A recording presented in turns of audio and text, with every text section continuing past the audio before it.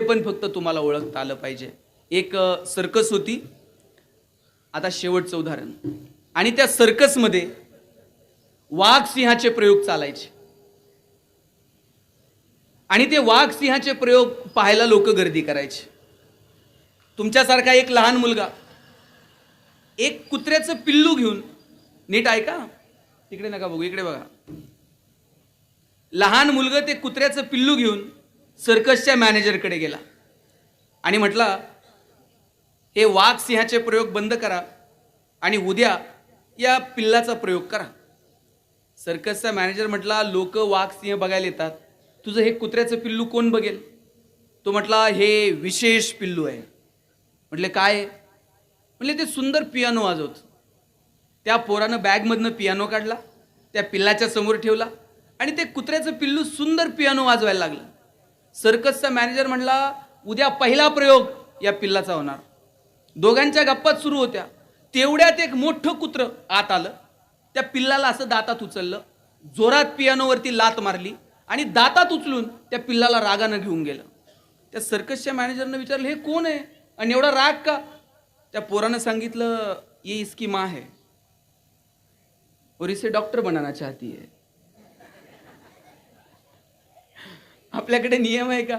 ज्याला पियानो वाजवता येतो त्याने डॉक्टर व्हायचं नाही, किंवा ज्याला डॉक्टर व्हायचंय त्यानं पियानो वाजवू नये. आपण गफलत केली.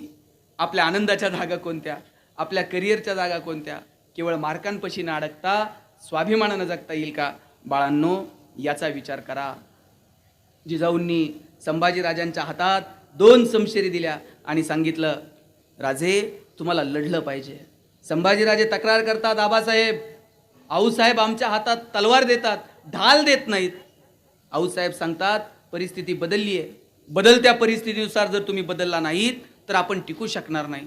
आता ढाल घेऊन, आता बचावाचा पवित्रा नाही, दोनही हातात समशेर घेऊन आता आपल्याला लढावं लागेल.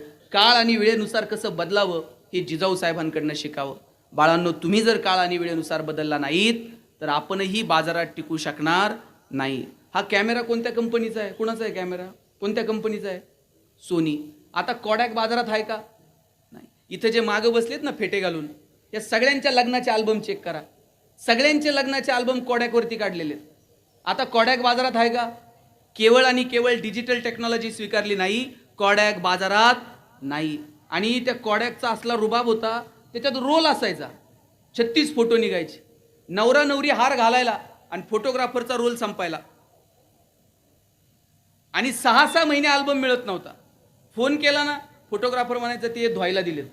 कोणत्या नदीवर जात होतं कुणास ठाऊक. आमच्या पिढीनं पहिला फोन जर कोणत्या कंपनीचा घेतला होता आयुष्यात, तर आम्ही नोकियाचा फोन घेतला होता. 3310, 1100, 16. आता नोकिया आहे का? केवळ आणि केवळ अँड्रॉइड टेक्नॉलॉजी स्वीकारली नाही, नोकिया बाजारातून हद्दपार. काळ आणि वेळेनुसार तुम्हाला बदलावं लागेल. रविवारी मराठी पिक्चर लागायचा 4 वाजता.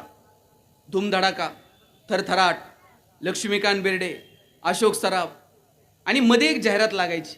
तुम्हाला आठवत नसेल, पण तुमच्या मम्मी पप्पांना सगळ्यांना ती जाहिरात आठवत असणार. लाईफ बॉय है जहा. काय? तुम्हाला नाही आठवणार, मागच्यांना पाठ आहे. सांगा बरं, कुणाला पाठ आहे का? लाईफ बॉय है जहा. हा, इकडनं आवाज आला, तंदुरुस्ती हे वहा. आणि लाईफ बॉयच्या जाहिरातीमध्ये फुटबॉल खेळणारी पोरं दाखवली होती. भारतात कधीतरी फुटबॉलची क्रेज होती का? कधीच नाही. प्रश्न पडायचा, क्रिकेट खेळणारी पोरं सोडून फुटबॉल खेळणारी पोरं का दाखवली? पण लाईफ बॉयला विचारायचं कोणी? लाईफ बॉयची मोनोपोली होती.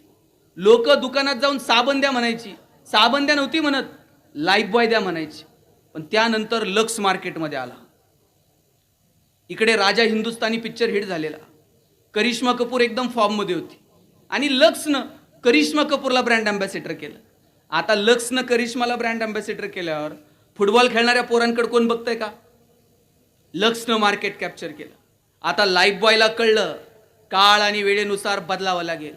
लाल रंगाचा ठोकळा साबण बाजूला केला आणि लाईफ बॉय गोल्ड नावाचा गुळगुळीत साबण बाजारात आला. आणि त्याची जाहिरात कोण करत होतं? आता फुटबॉल खेळणारी पोरं नाहीत, कॉलेजचा एक मुलगा आणि मुलगी. मुलगी गाडीवरनं उतरते, रागात निघून जाते. मुलगा विचारतो काय झालं? मुलगी सांगते, पसीने की बदबू से परेशान. पोरगा घरी जातो, लाईफ बॉय गोल्ड आंघोळ करून येतो. आणि कोरोनाच्या काळामध्ये एक तरी साबण जाहिरात करत होता का? आमचा साबण सुगंधी आहे, लावल्यावर तुम्ही गोरे व्हाल. प्रत्येक साबण एकच जाहिरात करत होता, 99.9% कीटाणू से मुक्ती. काळ आणि वेळेनुसार बदललं पाहिजे. आणि त्या मोती साबणाचं गणित तर मला अजून कळलेलं नाही. ते वर्षभर कुठं असते कुणाच ठाऊक. ते दिवाळीलाच येते. ते वर्षभर झोपतंय आणि दिवाळीला म्हणताय उठा उठा.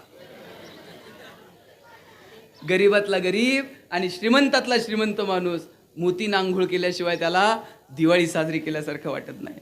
काळ आणि वेळेनुसार बदललं पाहिजे. मोठी स्वप्न बघा, मोठा विचार करा. जिजाऊ जयंतीच्या निमित्तानं ती प्रेरणा आत्मसात करा आणि मस्त आयुष्य जगा, हीच शुभेच्छा या निमित्तानं देतो. अकोळनेरमध्ये मोठ्या संख्येनं जाधव कुटुंबीय आहेत. तुम्हाला कायम तो हेवा वाटत राहील की आपण त्या कुळीतून आहोत, ज्या कुळीतून स्वराज्याचा संकल्प उभा केला गेला आणि छत्रपती शिवाजी राजांनी हिंदवी स्वराज्य निर्माण केलं. जिजाऊ जयंतीच्या आणि स्वामी विवेकानंद जयंतीच्या आपणा सगळ्यांना मनापासून शुभेच्छा देतो आणि थांबतो. जय जिजाऊ, जय शिवराय. गणेश महाराज शिंदे हे आपणा सर्वांच्या विनंतीला मान देऊ